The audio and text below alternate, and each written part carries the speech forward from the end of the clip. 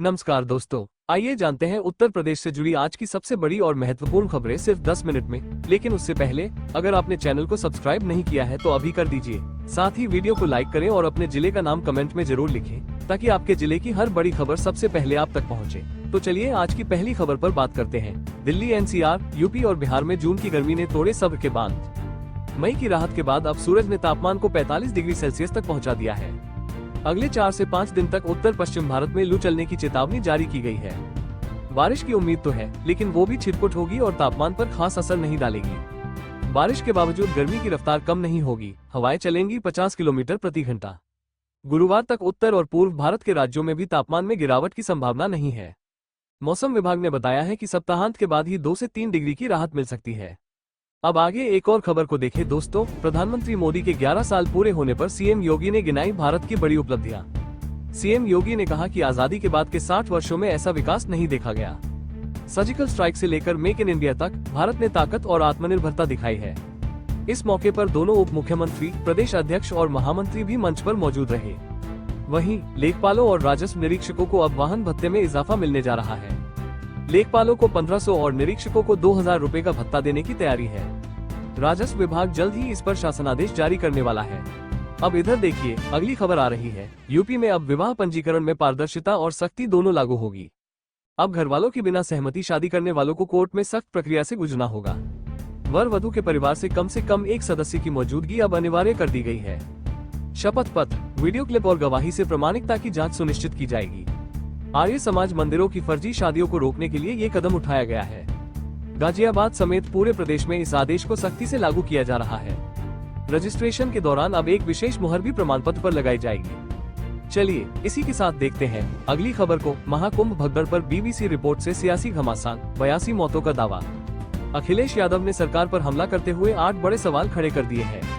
उन्होंने पूछा कि कैश कहां से आया, किसने दिया और नियम कौन सा था। कैश में बांटा गया मुआवजा किसके आदेश पर और किन किन को दिया गया। सदन में झूठ बोलने का आरोप लगाते हुए उन्होंने इसे सत्य बनाम तथ्य बताया। कांग्रेस की प्रवक्ता सुप्रिया श्रीनेत ने भी रिपोर्ट का हवाला देकर भाजपा को घेरा। उन्होंने लिखा कि 82 मौतें छिपाना केवल आंकड़ों का नहीं, नैतिकता का सवाल है। अब आगे एक और खबर को देखें दोस्तों। UPMRC ने आगरा में शास्त्री नगर मेट्रो स्टेशन का सर्वे पूरा किया। यह नया स्टेशन खंडरी चौराहा पर बनेगा और 3 बड़े रास्तों को जोड़ेगा। मेट्रो स्टेशन की कुल संख्या अब 28 होने वाली है। इसका निर्माण कार्य मार्च 2027 के बाद शुरू होगा। सर्वे की रिपोर्ट शासन को भेज दी गई है और मशीनें तेजी से काम कर रही हैं। नेशनल हाईवे, MG रोड और सुल्तानपुरा रोड पर खुदाई का काम चालू है। अब तक 80 पिलर बन चुके हैं और खोदाई की गति और तेज की जाएगी। चलिए इसी के साथ देखते हैं अगली खबर को। दुनिया का सबसे बड़ा कंटेनर जहाज पहुंचा भारत। दुनिया का सबसे बड़ा कंटेनर जहाज MSC इरिना सोमवार सुबह 8 बजे भारत के विलिंगम बंदरगाह पर पहुंचा। शिप ये जहाज करीब 400 मीटर लंबा और 24,346 कंटेनर की क्षमता वाला है। बंदरगाह पर इसका पारंपरिक जल सलामी से स्वागत हुआ, जो भारत की समुद्री परंपरा का प्रतीक है। प्रधानमंत्री नरेंद्र मोदी द्वारा उद्घाटित इस गहरे पानी वाले बंदरगाह की ये पहली बड़ी परीक्षा है। इससे भारत के वैश्विक लॉजिस्टिक्स और ट्रांसशिपमेंट हब बनने की दिशा में एक मजबूत कदम माना जा रहा है। अदानी ग्रुप के करण अदानी ने कहा, ये भारत की लॉजिस्टिक्स ताकत को नई ऊंचाई देगा। विशेषज्ञ मानते हैं कि इससे दक्षिण एशिया के व्यापार को भी तेजी मिलेगी। अब आगे एक और खबर को देखें दोस्तों। निकोलस पूरन का इंटरनेशनल क्रिकेट से रिटायरमेंट। वेस्टइंडीज के तूफानी बल्लेबाज निकोलस पूरन ने महज 29 साल की उम्र में इंटरनेशनल क्रिकेट से संन्यास ले लिया। पूरन ने सोशल मीडिया पर खुद ये घोषणा करते हुए फैंस को चौंका दिया। Open mouth face. उन्होंने 106 T20 और 61 वनडे मैचों में शानदार प्रदर्शन किया था। पूरन ने कहा कि उन्होंने सोच समझकर यह फैसला लिया है और यह खेल उन्हें बहुत कुछ दे चुका है। उन्होंने मरून जर्सी में खेलने और टीम की कप्तानी को अपना गौरव बताया। पूरन ने अपने फैंस, परिवार और साथियों का दिल से आभार जताया। अब वो इंटरनेशनल क्रिकेट से अलग होकर दूसरे मौकों पर ध्यान देंगे। अब इधर देखिए, अगली खबर आ रही है। यूपी नेपाल सीमा पर फर्जी प्रमाण पत्र रैकेट का खुलासा। उत्तर प्रदेश के श्रावस्ती जिले में नेपाल सीमा से सटे क्षेत्र में फर्जी दस्तावेज बनाने वाले गिरोह का पर्दाफाश हुआ है। SOG टीम और सिरसिया पुलिस ने संयुक्त छापेमारी कर एक युवक को गिरफ्तार किया है। पकड़े गए आरोपी के पास से 2 लैपटॉप, 2 फिंगर स्कैनर, आधार कार्ड और नकदी बरामद हुई है। युवक नेपाली नागरिकों और स्कूली बच्चों के लिए फर्जी जन्म प्रमाण पत्र व आधार कार्ड बना रहा था। पुलिस के अनुसार आरोपी 6 साल से यह फर्जीवाड़ा कर रहा था और इसके बदले मोटी रकम लेता था। गिरफ्तार युवक का नाम प्रवीण कुमार मिश्रा है, जो बालापुर इलाके में स्कैनिंग का काम करता था। आरोपी पर केस दर्ज कर उसे जेल भेज दिया गया है। चलिए इसी के साथ देखते हैं अगली खबर को। सैमसंग का धाकड़ 5G फोन हुआ launch. Samsung Galaxy A35 5G phone को शानदार फीचर्स के साथ लॉन्च कर दिया गया है। इसमें है 6.6 इंच की full HD plus super AMOLED display और 120 हर्ट्ज का रिफ्रेश रेट। फोन में है Samsung Exynos 1380 octa core processor और 8 GB रैम का सपोर्ट। स्टोरेज में मिलता है 128 GB और 256 GB तक का विकल्प। कैमरा सेटअप में है 50, 8 और 5 मेगापिक्सल के 3 बैक कैमरे और 13 मेगापिक्सल का फ्रंट कैमरा। चार्जिंग के लिए दिया गया है 45 वॉट का सुपर फास्ट चार्जर और 5000 mAh की बैटरी। इसकी शुरुआती कीमत 22,999 रुपये रखी गई है।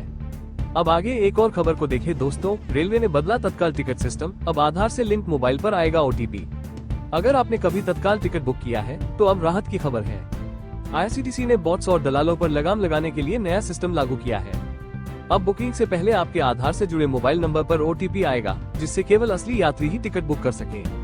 बिना आधार लिंक अकाउंट वालों को अब 3 दिन तक बुकिंग में देरी झेलनी पड़ेगी। रेलवे ने 2.5 करोड़ फर्जी ID हटाकर वेबसाइट को तेज और स्मार्ट बनाया है।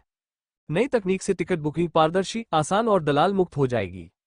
इसलिए अगर आप यात्रा करना चाहते हैं तो अभी IRCTC प्रोफाइल को आधार से लिंक कर लें। अब इधर देखिए अगली खबर आ रही है। सपा नेता बोले सरकार की नीतियां जनविरोधी, गरीबों की नहीं हो रही सुनवाई। सोहरतगढ़ के 2 गांवों में हुई समाजवादी पार्टी की बैठक में उठा गरीबों का मुद्दा। नेता विपक्ष माता प्रसाद पांडेय ने कहा, मौजूदा सरकार गरीबों की आवाज नहीं सुन रही। जनता से अपील की गई कि अन्याय के खिलाफ संगठित होकर आवाज उठाएं। समाजवादी शिक्षक सभा के उपाध्यक्ष मनेंद्र मिश्र ने PDA समेत सभी वर्गों के हक की बात की। बैठक में कई कार्यकर्ताओं ने भाग लिया और सरकार की आलोचना की। वक्ताओं ने कहा, समाजवादी पार्टी सबको न्याय दिलाने के लिए संघर्ष करेगी। ग्रामीणों को बताया गया कि अगर अब नहीं जागे तो और नुकसान होगा। चलिए इसी के साथ देखते हैं अगली खबर को। CM योगी के निर्देश पर 1435 ब्लैक स्पॉट्स पर शुरू हुआ सुधार अभियान। प्रदेश की सड़कें अब और सुरक्षित बनने जा रही हैं। वर्ष 2021 से 2024 के बीच 1435 खतरनाक ब्लैक स्पॉट्स पर सुधार कार्य पूरे किए गए। अब 2 लेन से कम चौड़ाई वाली सड़कों को पेव्ड शोल्डर के साथ 2 लेन बनाया जाएगा। 50 किलोमीटर से लंबी सड़कों पर ट्रकों के लिए लेबाई निर्माण भी तेज होगा। 748 करोड़ रुपए की लागत से 895 स्थानों पर यह कार्य किए जाएंगे। इससे पैदल यात्रियों और साइकिल चालकों की सुरक्षा बढ़ेगी। पूरे प्रदेश में यातायात व्यवस्था को आधुनिक और सुरक्षित बनाया जा रहा है। अब आगे एक और खबर को देखें दोस्तों। लखनऊ में आरोग्य योजना में 9.94 करोड़ का फर्जीवाड़ा, 6,239 फर्जी लाभार्थी पकड़े गए। आयुष्मान भारत योजना में हुआ करोड़ों का घोटाला, हड़कंप मच गया। राज्य एजेंसी सांचीज की जांच में 6,239 फर्जी लाभार्थियों का खुलासा हुआ। 39 अस्पतालों को फर्जी एड से भुगतान कर करोड़ों की रकम निकाली गई। एजेंसी के CEO और लेखाधिकारी की ईमेल ID का गलत इस्तेमाल किया गया। फर्जी लॉगिन से बिना सिग्नेचर भुगतान कर सीधे बैंक ट्रांसफर किए गए। अब पुलिस ने डिजिटल सबूत जुटाने और आरोपियों से पूछताछ शुरू कर दी है। DCP ने कहा, लाभार्थियों और अस्पतालों दोनों की जांच की जाएगी। अब इधर देखिए अगली खबर आ रही है। पाकिस्तान ने बढ़ाया 20% रक्षा बजट, जबकि जनता भूख प्यास से बेहाल। पाकिस्तान की हालत बेहद खराब, लेकिन सेना पर खर्च और बढ़ा दिया। शहबाज शरीफ सरकार ने 20% बढ़ाकर $9 अरब कर दिया रक्षा बजट। पाकिस्तान पर 76,007 अरब रुपए का भारी कर्ज चढ़ चुका है। भारत से 4 दिन की झड़प के बाद ये फैसला लिया गया है। जन कल्याण की बजाय हथियारों और गोला बारूद पर होगा पैसा खर्च। भारत का रक्षा बजट $78.7 अरब है, जो पाकिस्तान से 9 गुना ज्यादा है। ये